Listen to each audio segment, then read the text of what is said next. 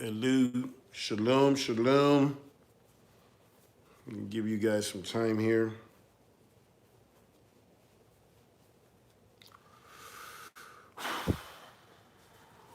See if there's people here.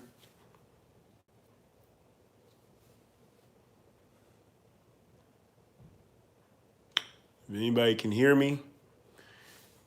All right, see one person here.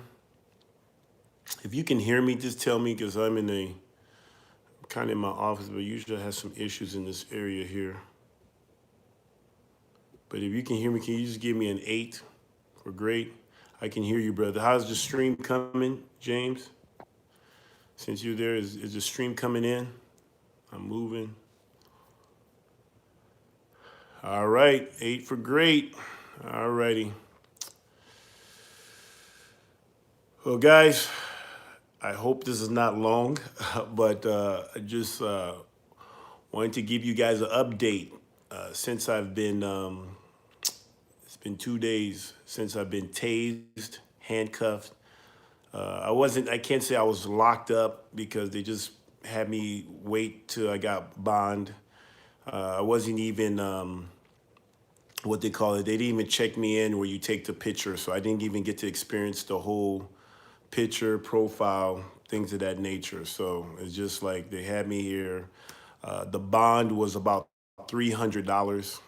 So I had to pay a $300 bond for, I don't know if it was for no processing. Thank you, Alex. So I was not processed. So I don't even know what that means. But guys, I wanted to do this video for you guys because I know I've been talking to you guys, and I'm going to talk to you more about common law. I'm going to say that for my Patreon, but going through this whole experience with the legal society, the judicial system, guys, I'm not in any way advocating that I don't want to say saint because I am a saint.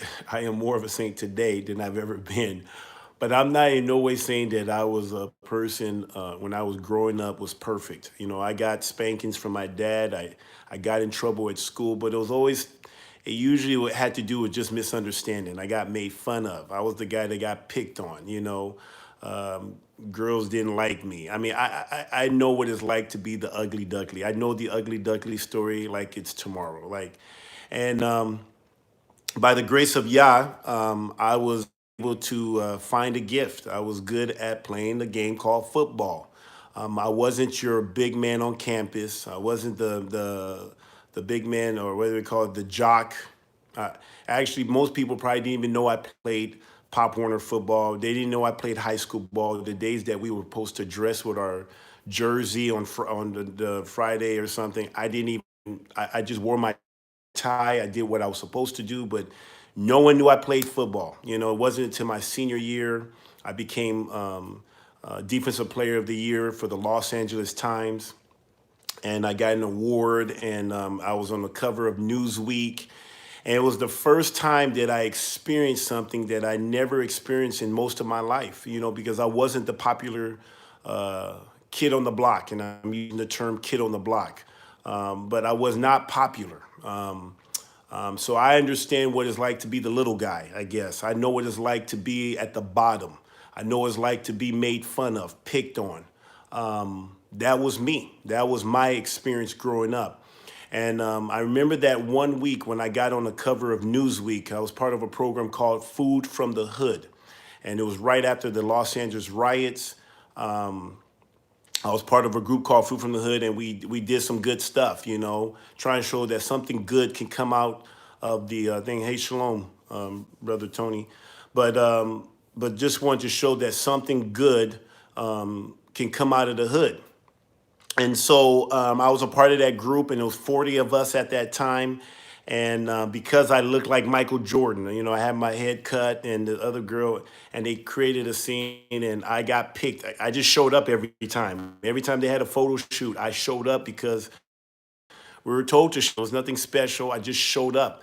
And because I consistently showed up, because I consistently had the same look or was able to do the stuff, I was picked to be on the cover of Newsweek that went all over the world. Me and this other girl named Althea, we was able to get to be a part of, be on there. We got an award. We went to New York, got to experience something different again.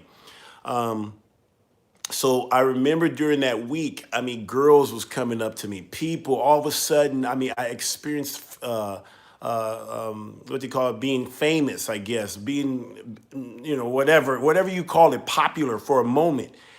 And it was weird because I'm thinking like I've always been here. How come no one ever like cared about me? Felt I mean I always felt teachers cared about me because I always hung out with teachers because they were usually nice to me, and and my dad always told me the teachers are going to they've gone where you've gone, so you want to hang out with people who's gone before you so you can learn not to make the same mistakes. So that's who I hung out. My friends were teachers, coaches. I rarely, shalom, Elder Rufus. But rarely did I hang. I mean, rarely was I had a lot of peer friends. So I experienced a lot of peer pressure, but never ever succumbed to it just because I was probably considered a teacher's pet. But why am I saying all this stuff? Because I had this flawed belief, and I believe that it's starting to come out of me. But I had this flawed belief that people are good, and I always assume the best in people based off of what they say. And just recently, the last 2 days ago, I've never been in handcuffs in my whole life. I'm 42 years old. Grew up in South Central Los Angeles. Never ever had a run-in with the law, and in a negative sense. Never had a handcuff put on me. Never. Never been tased before. Never, ever. And I gotta tell you, the shell shock to know that they were able to tase me in the back. Didn't even see it coming. Didn't even see it coming. And they did it like it was nothing. Busted up my elbow, busted up my knees, my heels, everything. I mean, they can just do what they want. Now it's going to be up to me if I'm going to go after them, and I'm still contemplating. And I'll share with you what not today, but I will. I have been praying and meditating deeply on how I should approach this, on what they did to me, because what they did to me, now I don't know what to believe anymore. It sounds like they're above the law. They can do whatever they want with you. It doesn't matter what the Constitution says or whatever. But I had this belief, that people are good. I start with my ex-wife. I believe that she loved Jesus and that she would love me and that we're going to live our marriage according to the Bible. That's what I believe. I believe what she said. I believe in the church, in the Christian church, that they were Bible believing churches, that they would do what the word says to do. I really believe that. I believe when they said that. I believe when I played for the Packers or San Diego State. This is how we do things. And I was the guy that always wanted to know what are the rules that I can hang my hat on and that I can follow with passion. And a lot of times, even in college, I would do what the coaches says, but I got made fun of by my teammates for being a coach pet or teacher's pet or kissing the coaches, brown nosing the coaches. I mean, whatever. They call me company man. So I know how to follow rules, believe it or not. And then to find out that my wife really wasn't true, my ex-wife wasn't really truthful in what she said, that she really didn't believe in that Bible. To find out the Christian church really don't follow the Bible. To find out now that the judicial system that says that they give an oath to, they actually have to give an oath to the Constitution of the United States and to the state constitution. And to find out at the end of the day, they don't even follow it. No one follows what they say they follow. And I, because of my flawed belief that people mean what they say. And in reality, people don't mean what they say. Got to give you an incident. Last night, I don't know if it's last night, but just some night, I went to the hospital. Saw, four people. I see them, and then I see two security guards. And they let me in because, they're doing all these quarantine stuff with the whole coronavirus and things of that nature. But I was just on the news, getting arrested, tased and everything. But they seem friendly, But I know that, people around here say things and they smile in your face and then stab you in the back. But anyway, they let me in. And I got through grapevine. I heard through the grapevine that, and this is a legitimate source, where they literally would start. You heard about that guy Kabir KGB? Man, he got to man. I hope they lock him up, and I wish they would have tasered him when he was flopping around and said, "It'd been cool to have seen that," you know.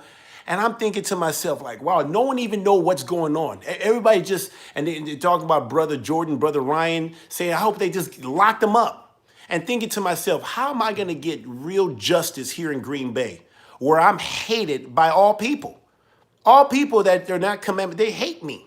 They hate me. They don't even care about the facts. I have evidence of everything. Everything I'm doing is based off of rights that I've been told. I told they have rights. In this state, in the state of Wisconsin, we have rights. It says it right there. Here are your rights.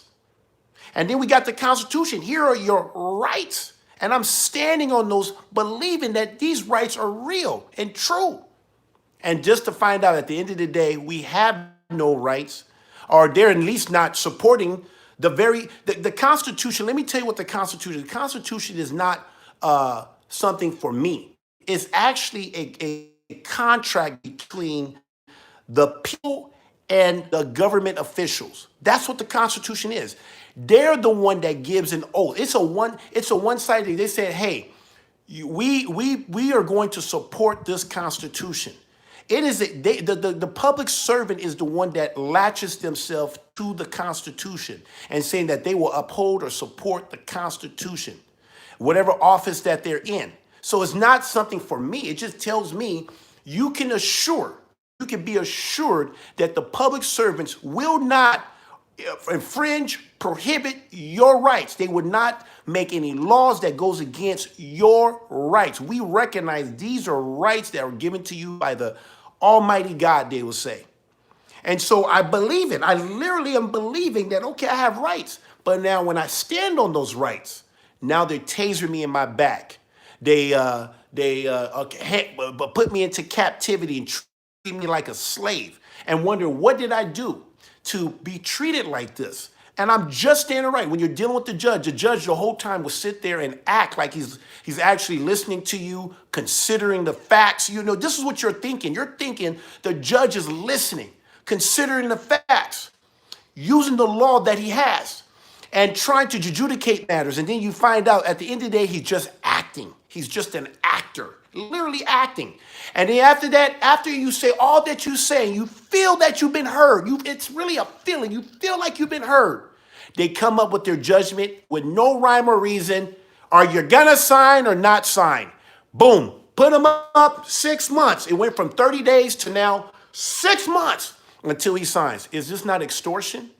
Do you guys know that according to Constitution, Article 1, I think Section 18 says that no person can be put in jail, or I'm just paraphrasing, but no person can be put in prison for debt on any contract, implied or express.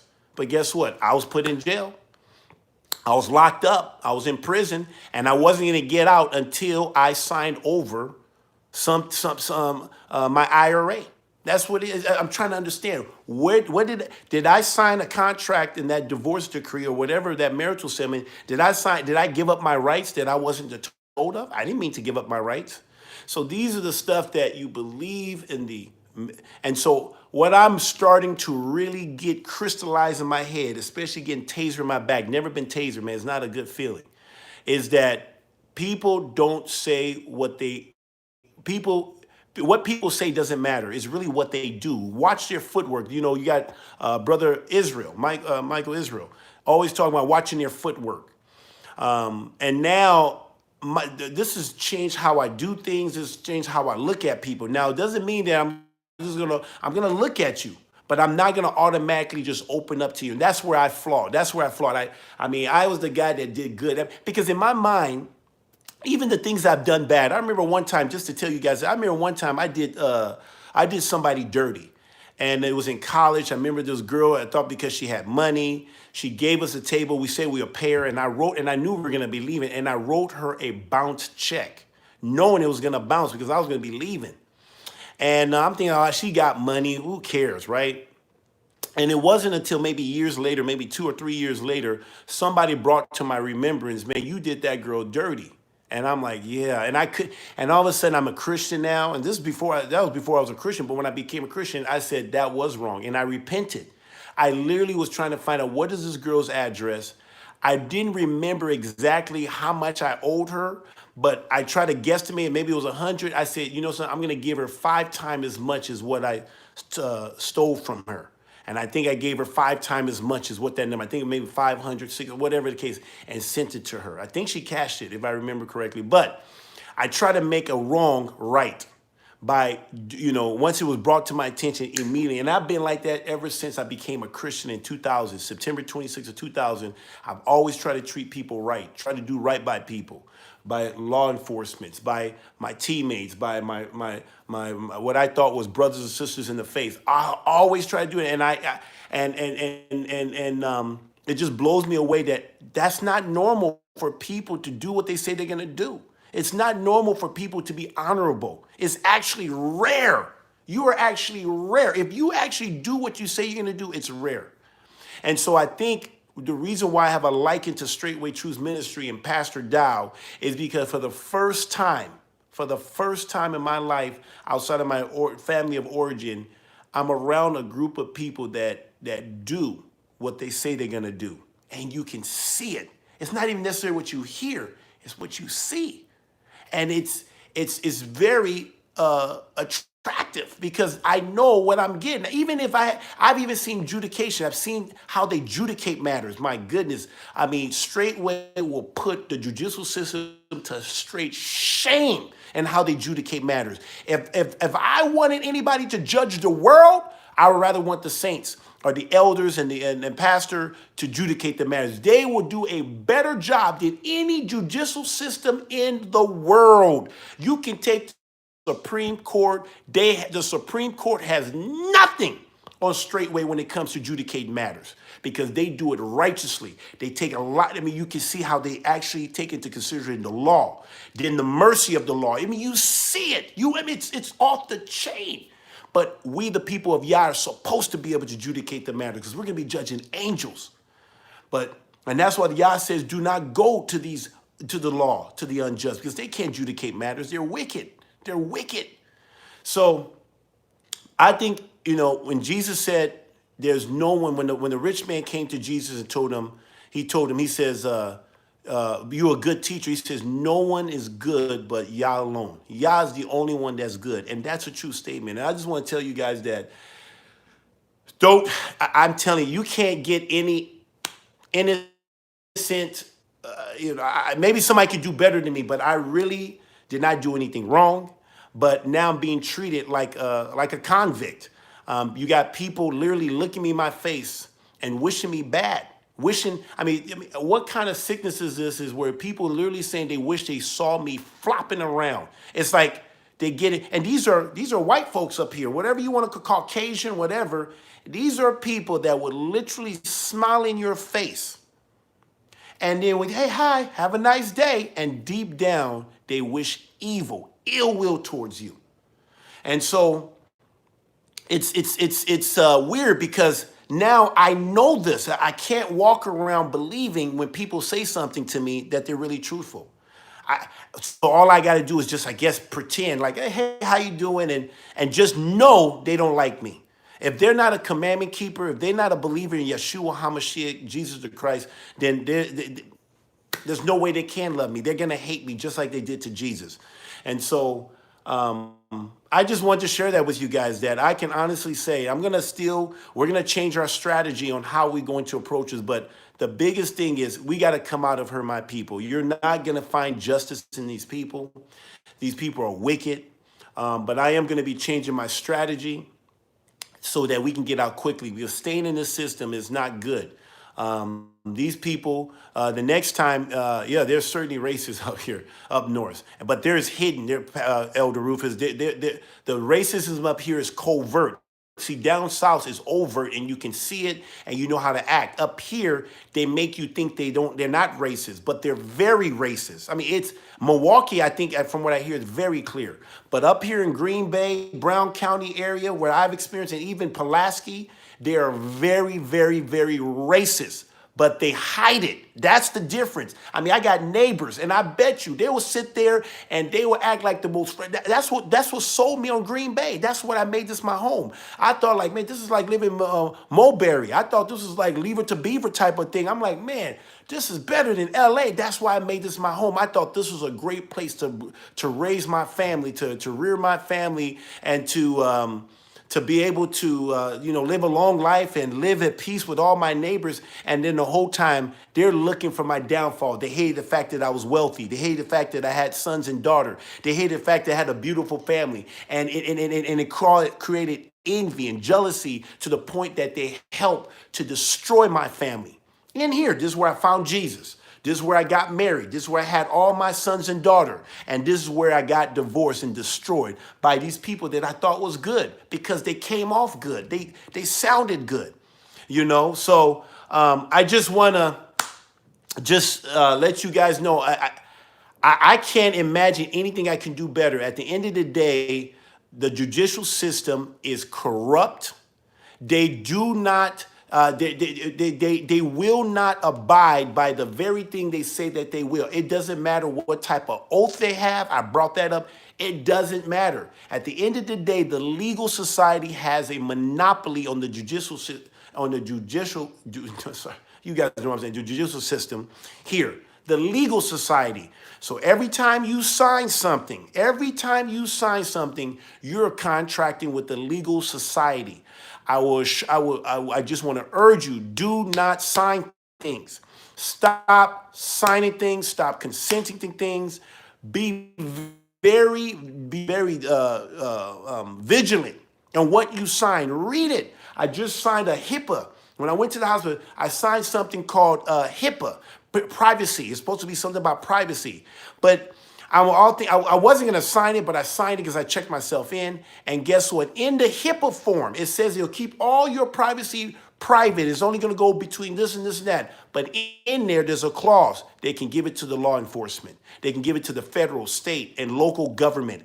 They can give it to people who court ordered them. So literally, I contracted. I gave them the right to now open up my private records to now the government. You see that? But when they tell you, all they show is this to keep private. And when you read the contract, you're looking at it, boom. But if you keep on reading, you find out the clause where you are actually opening yourself to now saying we have a right because you consented, that you knew because you signed it.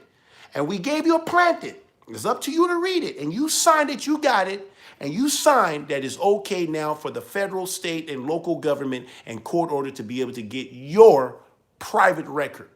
So guys, guys, I'm telling you, don't sign. Literally, they would do whatever they need without signing. And I asked him, if I don't sign, what happens? Are you going to deny service? What are you going to do? Find out. Because when you sign, you can literally sign your life away. That's how I lost half of everything I've ever worked for. That's how I lost all my sons and one daughter, 7 sons, 1 daughter. I lost them because I signed my name. I signed it away. I got an attorney. Don't trust the attorneys. Attorneys will most turn you in. Now, if you know what you're doing, you can direct the attorney and make sure, even when the attorney tells you to sign it, don't assume that attorney is going to do right by you, because most attorney has a duty to the court. They're an officer of the court. That's why they listen to them. They don't listen to people like if you represent or presenting yourself, they're not going to listen to you, but they'll listen to an attorney because they're part of the family. So you're foreign to their world. So anyway, guys, I'm going to tell you my new strategy, but that's going to be for a later date. But I just want to say there's no one that's good but Yah. Yah is the only one that's good. And those who keep his commandments are going to have the nature of Yah. People who are truly has the Ruach HaKodesh in them and are living and walking in the truth, they're the one that's going to have the nature of Yah, which means that they will be able to do all good works. All scripture is profitable for righteousness, for correction, doctrine, in righteousness, that the man will have everything he needs for good works. And I'm just paraphrasing. So guys, If they can do it to me, and this is not just, I'm not in some city down, like I was, played for the Green Bay Packers for 9 years, was faithful, was a household name. You can see that every time something bad happens to me, it's all over the newspaper. Broke Reggie White sack record, was very good in the community, still good until they deem otherwise. But never, matter of fact, you won't find one person in the community of Green Bay, Brown County. You won't find one person that I've done evil to. You will find one that I've done wrong to. I'm not talking about legal. I'm not talking about frustrating people legally, standing on my rights. You won't find one person who will say I done them wrong here, and they hate me because of my love for Jesus. I'm being religiously persecuted. This is not about common law anymore. This is really about, we don't fight against flesh and blood, but we fight against powers and principality. And because where I stand and who I stand for and who I'm about, and because I'm about his business, his kingdom, his purpose, his glory, I am hated. That's what's changed. I am hated. My life no longer revolves around Kabir. It no longer revolves around a woman. It revolved around Jesus, Yeshua HaMashiach, and this is why I'm hated. So anyway, just wanted to put that out there, guys, encourage you. I'm going to be putting stuff on Patreon where I can be a little bit more open on things that I've learned and gleaned from my experience of trying to stand on my rights, to stand on my religious rights that I thought I had, but according to the last judge that pretty much ordered me to be arrested, and they tasered me. I don't have any rights. In their mind, they are operating as if I have no rights at the end of the day. And so I'm just putting this out there because I don't know. The next time may be a bullet.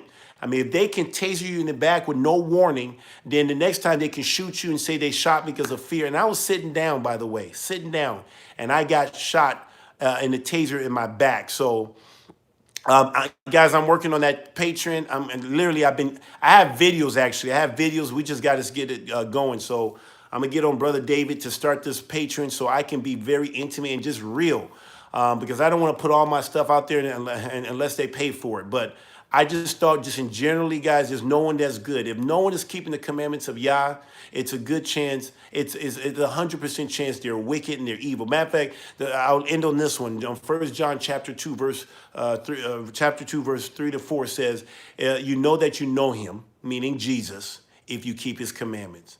And those who say they know him and keep not his commandment, they are a liar and the truth is not in them. That is a true statement. I testify that that is a true statement. I've seen a lot of people here who smile in my face and they are not commandment keepers. And they have, they hate me. Now, there are people that I know, especially Christians, but there are people who I say they are seeking. If they're seeking, there's hope for them. And you can tell when they're seeking if they really are of him, because now it's going to change your life. They're going to kind of start taking on the characteristic of the Most High. So anyway, guys, I hope this, encourage you, stimulate some thoughts, but I will be giving you more information on how to handle the legal society, but it's not going to be using their means, and especially when you're standing up for righteousness, especially if you're standing up because of your religious convictions. I would just say that if you're standing with your religious convictions, I mean, you are going up against, I'm not going up against, I'm not even going up against, I'm going up against a witch. I am going against a demonic force, and you cannot use all these legal things when you're dealing with a demonic force. A demonic force has to be dealt with the Most High. You have to allow Yah to bring judgment, because only vengeance belongs to Yah. And I think that's the strategy I'm going to be going to, because that's the best strategy, the ultimate strategy, because I think Yah can do a better job than what I can do. These people are corrupt.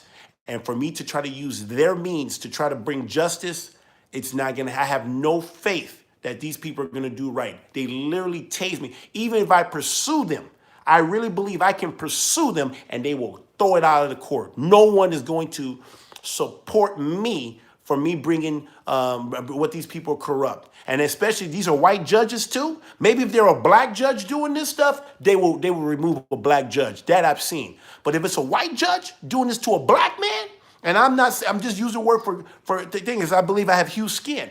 But this is how they look at me. But a white judge? You think me, Kabir, gonna be able to take out a white judge? Oh, hell no. There's no way. You got people in this community wanting me to die. You got people wanting me to be electrocuted and get a bullet in my back. These people hate me. They hate me. They smile in your face, especially Christians, especially the police officers. They are looking for an opportunity to put a bullet in me. They're looking for opportunity. So I gotta be wise and shrewd because I'm not trying to go out. I just want to live a long life. I want to prosper. I want to live a life of peace. And so unfortunately, these people just it is what it is. So keep me in prayer. And just wanted to let you guys know. Just I'll be doing my Patreon account and hope I can get that up quick because I really want to tell you guys what I've learned from fighting this thing using their system and what I've learned. But I can tell you right now, in summary, it's corrupt and you will not find justice in the judicial system. The criminal justice is only justice for the criminals. If you willing to steal, kill, and destroy, you will win. Those are the people that win in the criminal, not the righteous. And thank Yah that I'm righteous because in Him, and He would never forsake the righteous. So anyway, I love you guys. I hope this helps. Shalom, shalom.